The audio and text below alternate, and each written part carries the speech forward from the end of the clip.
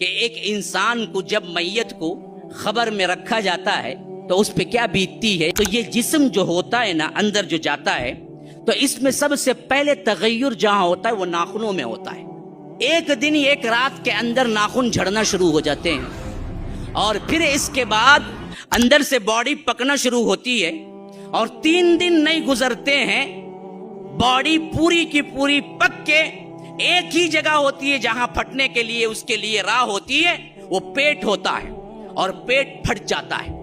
3 دن بھی نہیں ہوتے گزرتے پیٹ اس کا پھٹ جاتا ہے اور پیٹ پھٹتا ہے تو جو غلاظت اور جو بدبو وہاں سے نکلتی ہے نا اتنی تیز اور زہریلی ہوتی ہے اس بدبو سے کہ اطراف کے جتنے حشرات الارض ہیں جتنے کیڑے مکوڑے اور زہریلے ہیں وہ تمام کے تمام اس بدبو کو سونگتے ہی پہچان لیتے ہیں کہ آج نئی دعوت ہے, نیا بکرا آیا ہوا ہے, کھانا ہے. تمہارے جسم کو تم نے آرائش و زیبائش کے لیے اللہ سے ناراضگی اختیار کر لی, حرام کاری اختیار کر لی. کیا جواب ہے تمہارے پاس جنہوں نے کبھی قرآن کھول کے پڑھائی نہیں, کبھی تم نے دین سکھائی نہیں, عقیدہ سکھائی نہیں؟ کیا جواب دو گے؟ ملائکہ کے پاس جھوٹ بولو گے؟ تمہیں اٹھنا ہے, جواب دینا ہے. اور وہ وقت بھی بڑا کٹھن وقت ہے جب تمہارے اندر اللہ تبارک و تعالی پھر جان ڈالے گا. تو جتنا چاہے اپنے آپ کو تزئین کر لو, مزین کر لو, خوبصورت بنا لو, لیکن یاد رکھو موت کا ایک جھٹکا کافی ہے, وہاں سے تمہارے اندر ویرانی چھا جاتی ہے. ایسی ویرانی کہ انسان میت کو دیکھ نہیں سکتا. آج تو بہت سے لوگ ہیں جو اپنی باوا کی میت کو بھی نہیں دیکھتے. کیا وہاں کھڑیں گے تھے اسرائیل اسے بھی پکڑ لوگ چل جائیں گے تھے. اس کے سے انہیں کیا ہے دھلانے نہلانے بھی غسال کو بلا تھا. حالانکہ اسرائیل کا لفظ حدیث میں نہیں آیا, کہیں بھی ملک الموت کا لفظ آیا ہے. بہرکیف مشہور ہو گیا ہے کہ وہ کیا ہے روح نکالتے ہیں. لیکن ہمیں موت سے اتنا ڈر ہے کہ ہم کیا ہے اپنے عزیزوں کو بھی نہیں نہلاتے. نہلانے کے لیے ہم غسال کو رکھتے ہیں, جبکہ اسلام کے طریقے میں ہمیں کہیں نظر نہیں آتا کہ الگ غسال ہو. قریب عزیز و اقارب جو ہوتے تھے وہی نہلایا کرتے تھے. ہم موت سے اتنا دور بھاگ چکے ہیں, اتنا ڈرتے ہیں, لیکن یہ کیا ڈرنے سے چھوڑ دے گی؟ نہیں, آ کر رہے گی اور مرنا ہی پڑے گا. مرتے ہی ہوتا کیا ہے وہی گھر جس کو تم نے سینچ کے اپنے خون پسینے سے بنوایا ہے, خود کے بیٹے ایک دن سے زیادہ تمہیں رکھنے کے لیے تیار نہیں ہوتے. ہاں نکلو یہاں سے, تمہارا کام ختم. اگر کوئی سونے کا دان بنوا کے ڈالا ہے تو بھی بیٹا بولتا کہ لے جاؤ, خبر میں کیا کرتے, نکال کو ہم نے وراثت میں تقسیم کرو بولتا. ہاں کوئی چیز چھوڑی نہیں جاتی, سب کچھ نکال کے اسے کیا ہے کفن میں لپٹا کے, وہ بھی حکم ہے, ورنہ تو ننگا ہی دفنا دیتے. ننگا پیدا ہوا تھا, شکر ہے کہ اللہ نے حکم دیا ملبوس کر کے دفناؤ. تو ہمیں کیا ہے دفن کیا جاتا ہے تو کفن پہنا کے. پھر اس کے بعد ہوتا کیا ہے, میں نے ایک جگہ سائنٹیفکلی پڑھا تھا کہ ایک انسان کو جب میت کو خبر میں رکھا جاتا ہے تو اس پہ کیا بیتتی ہے. ایک اچھا آرٹیکل تھا, مضمون بڑا جامع بھی تھا. وہ کہتا ہے کہ ہم نے جب سائنسی لحاظ سے تحقیق کی تو یہ جسم جو ہوتا ہے نا اندر جو جاتا ہے تو اس میں سب سے پہلے تغیر جہاں ہوتا ہے وہ ناخنوں میں ہوتا ہے.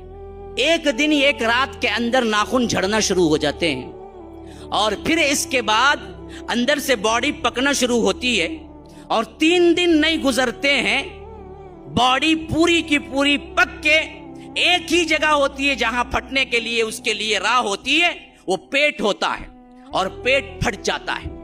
3 دن بھی نہیں ہوتے گزرتے پیٹ اس کا پھٹ جاتا ہے اور پیٹ پھٹتا ہے تو جو غلاظت اور جو بدبو وہاں سے نکلتی ہے نا اتنی تیز اور زہریلی ہوتی ہے اس بدبو سے کہ اطراف کے جتنے حشرات الارض ہیں جتنے کیڑے مکوڑے اور زہریلے ہیں وہ تمام کے تمام اس بدبو کو سونگتے ہی پہچان لیتے ہیں کہ آج نئی دعوت ہے, نیا بکرا آیا ہوا ہے, کھانا ہے. ہاں اللہ نے وہ سینس رکھا ہے اس کے اندر. جب پیٹ پھٹتا ہے نا وہ پیٹ پھٹنے سے جو زہریلی گیس نکلتی ہے اور وہ غلاظت نکلتی ہے تو وہ تیز دار جو بدبو ہوتی ہے وہ بدبو زمین کے اندر پھیلتی ہے قبر میں، تو سائنسدان لکھتے ہیں، کہتے ہیں کہ وہ دراصل جیسے ہی آگے جاتی ہے تو مٹی کے اندر جو حشرات الارض ہیں اور خاص کر زہریلے کیڑے مکوڑے ہیں، ان کو وہ سینس جیسے ہی لگتی ہے ان کو معلوم ہو جاتا ہے کہ نیا مردہ ابھی دفن ہوا ہے، کھانے کے لیے جمع ہو جاؤ، آج رات دعوت ہے، تو وہ پورے کے پورے جمع ہو جاتے ہیں۔ پھر اس کے بعد وہ ایسے کھاتے ہیں انسان کے جسم کو، ہڈیاں باقی رہ جاتی ہیں، اور یہ ہڈیاں بھی پھر چند دن کے بعد چٹکنے لگتی ہیں، الگ الگ جوڑ الگ ہونے لگتے ہیں، ایک ایک ہڈی ایک ایک جوڑ الگ کر دیتی ہے، اور کچھ عرصہ نہیں گزرتا اس کا کوئی نام و نشان نہیں رہتا ہے۔ یہ حالت ہو کر رہنے والی ہے ہر کسی کی۔ تمہارے جسم کو تم نے آرائش و زیبائش کے لیے اللہ سے ناراضگی اختیار کر لی، حرام کاری اختیار کر لی۔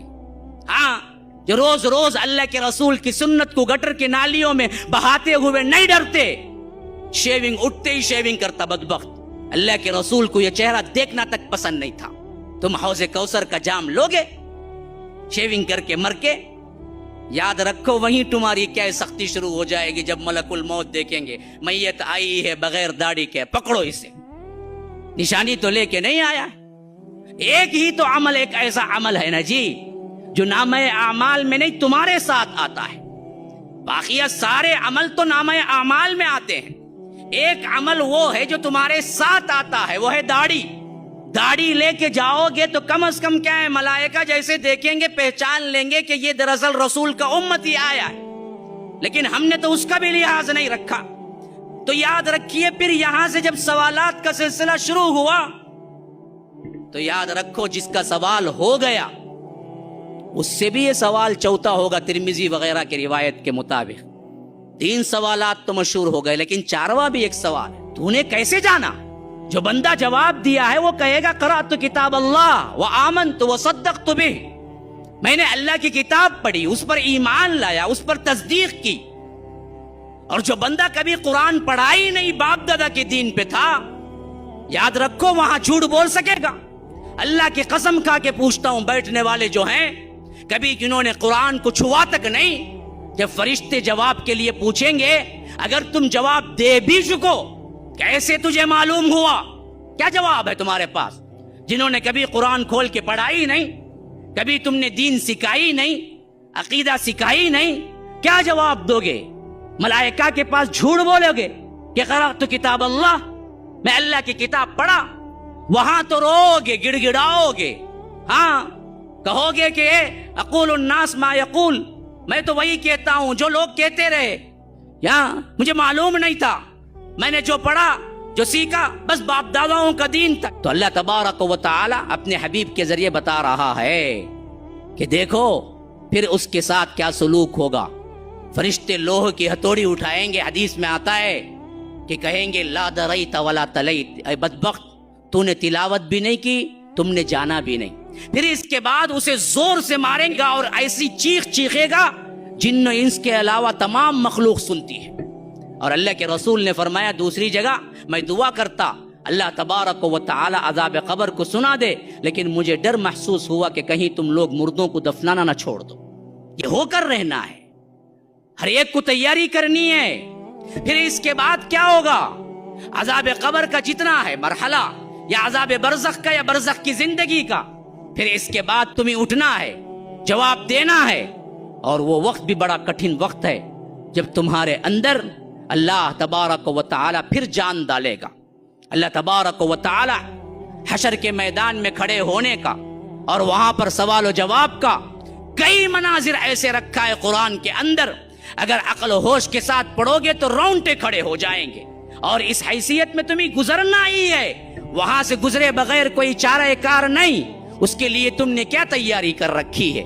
سورہ حاقہ میں فرمایا فَأَمَّا مَنْ أُوتِيَ كِتَابَهُ بِيَمِينِهِ فَيَقُولُ هَاؤُمُ اقْرَءُوا كِتَابِيَهْ إِنِّي ظَنَنْتُ عَنِّي مُلَاقٍ حِسَابِيَهْ فَهُوَ فِي عِيشَةٍ رَاضِيَةٍ فِي جَنَّةٍ عَالِيَةٍ قُطُوفُهَا دَانِيَةٌ كُلُوا وَاشْرَبُوا هَنِيئًا بِمَا أَسْلَفْتُمْ فِي الْأَيَّامِ الْخَالِيَةِ وَأَمَّا مَنْ أُوتِيَ كِتَابَهُ بِشِمَالِهِ فيقول يا ليتني لم أوت كتابيه ولم أدر ما حسابيه يا ليتها كانت القاضية ما أغنى عني ماليه هلك عني سلطانيه خذوه فغلوه ثم الجحيم صلوه ثم في سلسلة ذرعها 70 ذراعا فاسلكوه إنه كان لا يؤمن بالله العظيم. اللہ تبارک و تعالی وہ منظر کیسے کھینچ رہا ہے. تم بیٹھ کے موویز دیکھتے ہو نا ٹی وی میں, اللہ تبارک و تعالی قرآن کے اندر قیامت کا منظر اسی طرح اتار رہا ہے. فرمایا جس کے سیدھے ہاتھ میں نامہ اعمال دیے جائیں گے, من اوتی کتابہ بیمینہ فیقول ہاؤم, وہ ایک چیخ لگائے گا کہ کہے گا کہ اقرأوا کتابیہ, دیکھو دیکھو میری کتاب پڑھ لو, میرا نامہ اعمال پڑھ لو. ہاں جو پاس ہو جاتے ہیں نا جی, یہاں پر بھی 10 میں اعلیٰ نمبرات لے لیے تو آپ اس کی مارک شیٹ نہ بھی دیکھیں, 10 لوگوں کو بتاتا پھرے گا, معلوم ہے میرے مارک شیٹ آپ دیکھے نہیں دیکھے نہیں, لو میری مارک شیٹ دیکھو. ایسا ہی جب جنت کا پروانہ مل جائے گا تو وہ لوگوں کو دکھاتا پھرے گا, دیکھو دیکھو یہ دیکھو میری مارک شیٹ. ہاں بیمینی فیقول ہاؤم اقرؤوا کتابیہ, کیوں انی ظننت انی ملاق حسابیہ, اسے یقین کامل تھا کہ ایک دن اسے رب سے ملاقات کرنا ہے. تو یاد رکھو مسلمانوں, جنتیوں کی سب سے بڑی کیٹیگری, سب سے بڑی صفت اللہ پر یقین کہ اسے ملاقات کرنا ہے, قیامت پر یقین کہ ایک دن پائی پائی کا حساب دینا ہے. ہے یقین آپ لوگوں کو؟ نہیں ہے تو ڈر جاؤ, ابھی یقین پیدا کرو. تمہاری لمحہ لمحہ, جنبش جنبش, حرکت حرکت کا حساب اللہ تبارک و تعالی لے کر رہے گا. اس کے بغیر تم وہاں سے ہل بھی نہ سکو گے. تو یہ یقین تھا جس کی وجہ سے وہ جنت میں گیا. تو فرمایا کہ انی ظننت انی ملاق حسابیہ, تو وہیں سے ندا آئے گی فہو فی عیشۃ راضیہ فی جنت عالیہ قطوفها دانیہ.